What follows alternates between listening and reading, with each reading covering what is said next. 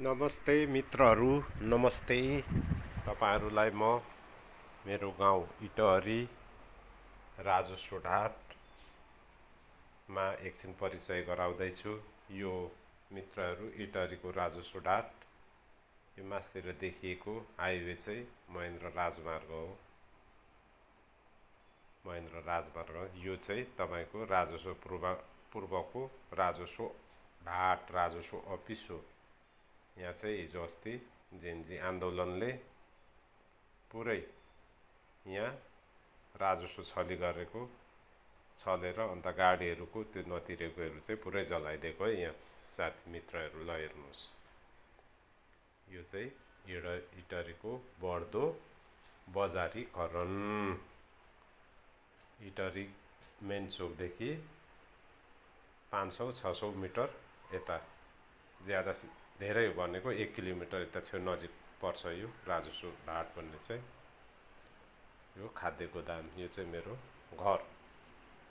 घरमा तपाईहरुलाई मेरो घरको आसपास देखाउँदैछु।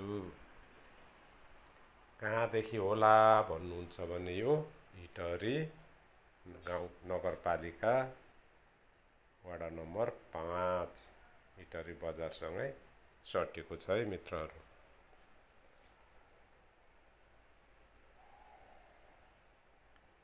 खानेपानी तथा सरसफाई अफिस, यो हो मेरो घर चाहिँ मित्रहरू। यो है घर। तपाईहरुलाई म आज सानो भिडियो लिएर चाहिँ मेरो घर वरिपरिको छेउछाउ देखाउँदैछु। तपाईहरुलाई कस्तो लाग्छ हाम्रो गाउँ घर, सबैले हेर्नुभयो भने कमेन्ट गर्न नछुटाउनुहोस् है। यो चाहिँ मेरो छतको, के भन्छ यसलाई, छतको गार्डन भन्छ हैन।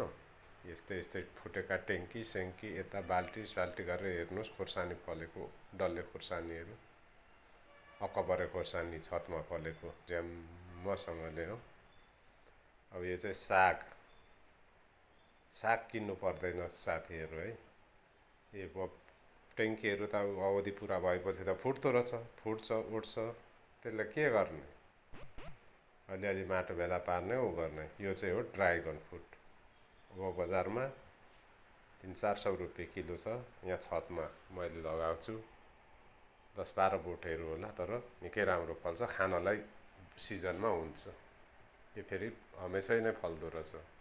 अब यसलाई खासै केही नि नगर्नु पर्ने हैन। एउटा माछाको टोकरी ल्याइदियो, माछाको टोकरीमा लगाइदियो, यी माथि यसरी कता हो कता के गर्नुपर्छ, के गर्नु, त्यो खेती गर्नेहरूले गर्लान्, तर हामी यति नगर्दा यसो हल्कै गरिदिँदाखेरि पनि फलिहाल्दो रहेछ। 5-10 किलो फलेको थियो होला योचोटि।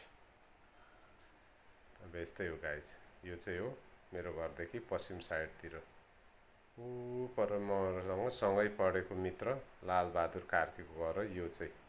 यो देखेको यो लालबहादुर कार्की सिधै नजिकै छौँ।